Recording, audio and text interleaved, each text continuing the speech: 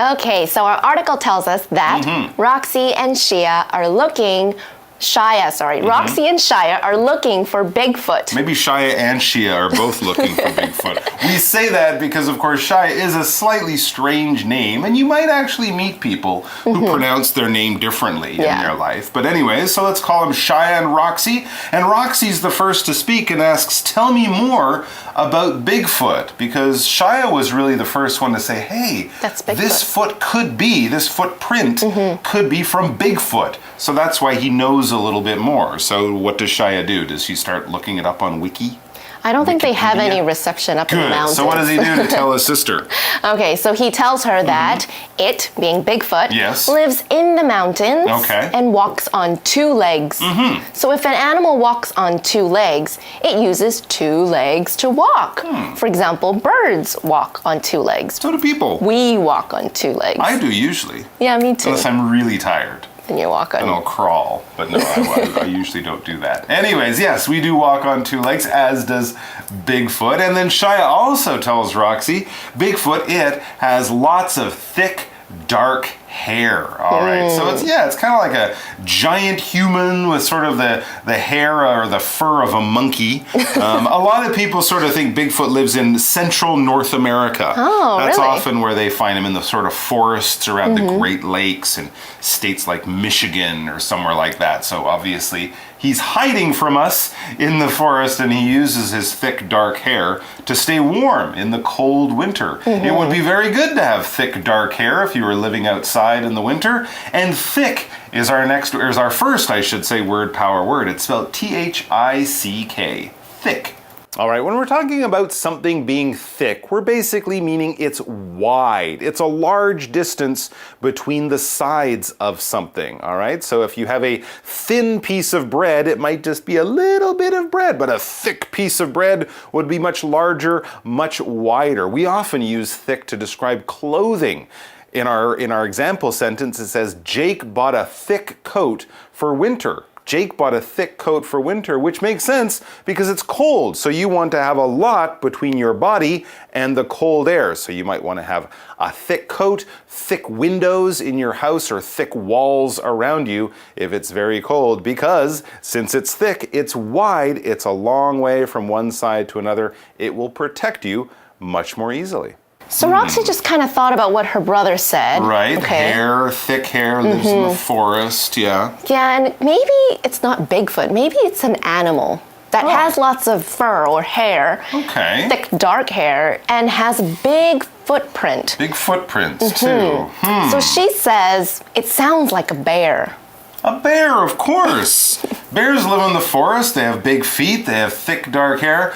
But wait, I think what I'm thinking is what Shia is thinking, because he says bears walk around on four legs. Bigfoot walks like us. That's a very good point. Bears do walk on two legs, but usually just to like reach up a tree to get something. They don't actually walk long distances. Whereas that's right, Bigfoot walks like a person. Also, and I don't know how he knows this, Shia says also it smells bad. Maybe Bigfoot smells bad. First of all, why does he know that? And B, does he know that bears smell good? Oh, good point. Anyways. Maybe it smells really bad around where he is. And you know, Bigfoot has thick hair, and I don't think he, showers or puts shampoo in his hair. So if he smells bad and he's not a bear, does that mean his smell is unbearable? Very good. Unbearable means you can't stand it. It's so bad. Anyways, Bigfoot needs a shower. Then what happens? Okay, suddenly, Roxy hears something. She says, shh, what's that? So she wants her brother to be quiet, so she says, shh, so she can hear the sound again. Okay. The sound that she heard just now. That's right. That's the noise you make. You might cover your mouth like this with one finger and say shh if you want someone to be quiet very quickly. And then Shia stops as well. He stops making noise, and he probably hears something or sees something too. And he says something is moving through the trees over there. Wow, so it wasn't their imagination. There is something over there in the forest. What could it be? Okay, and now that there's a possibility that it's Bigfoot, it could be. Roxy is a little bit scared. I would be too. She tells her brother, let's hide. Here we see our second word power word, hide. H-I-D-E, hide. It's a verb. To hide means to stay in a place where no one can find you or see you. For example, let's play a game. I'm going to hide, and you have to find me. Again, let's play a game. I'm going to hide, and you have to find me. And so what do? Well, they hide. They hide behind a rock. That's probably a good place to hide if you're in a forest and there is a rock large enough to hide behind. Rock is another word power word. R-O-C-K, rock. And when I say rock, I'm not talking about music like rock and roll. I'm talking about rocks that you find on the ground, stones, hard bits of the earth. We find rocks all over the place. Sometimes we use rocks to make buildings. Sometimes we throw rocks at each other, but don't do that because that's very dangerous. And of course, rocks can also be very valuable, right? If you find a diamond in a rock, that could bring you millions of dollars. But the point is, rocks come from the earth. They come from volcanoes, and they're all around us. And yes, if there is a large one in a forest and you're hiding from something, hide behind the rock because no one can see through it.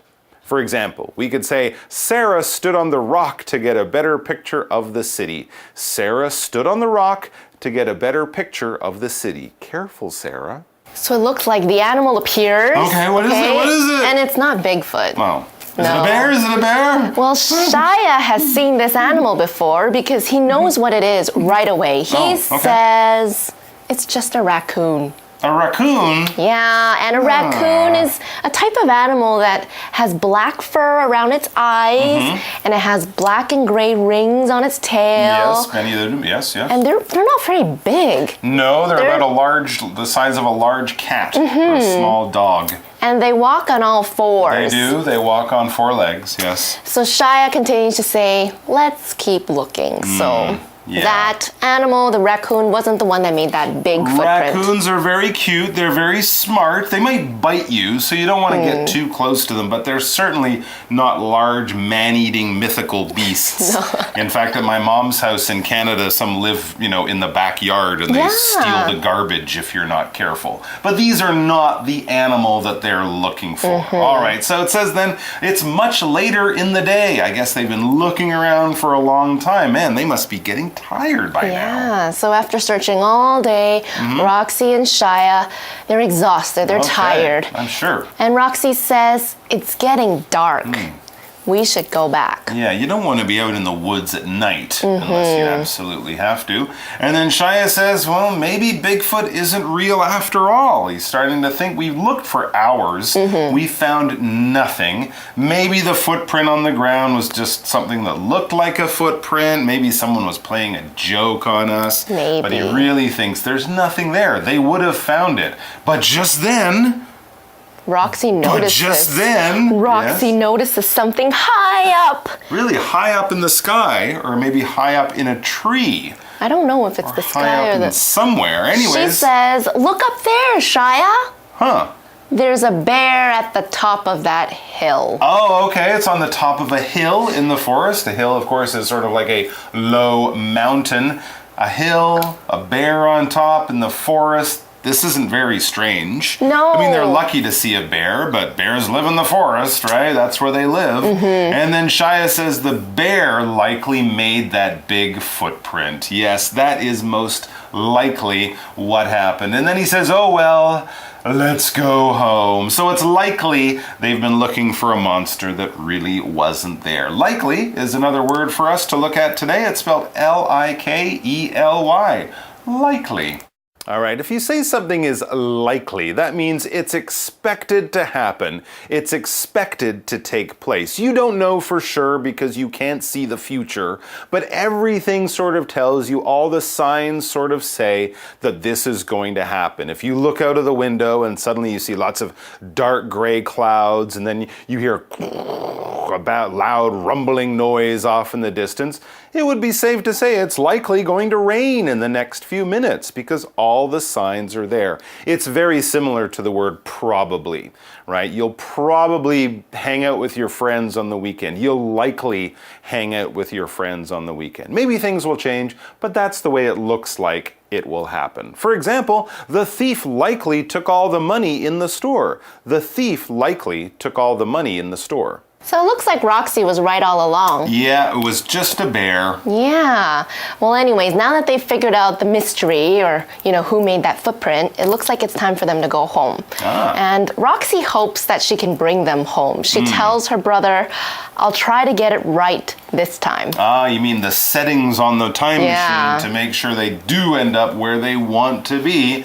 And so, as we finish off, it says Roxy and Shia use the time machine again. Will they get home? We hope so. They hope so. But we're going to have to wait till next month to find out, aren't we? But until then, we have a magic box to go to check out. So let's do that right now.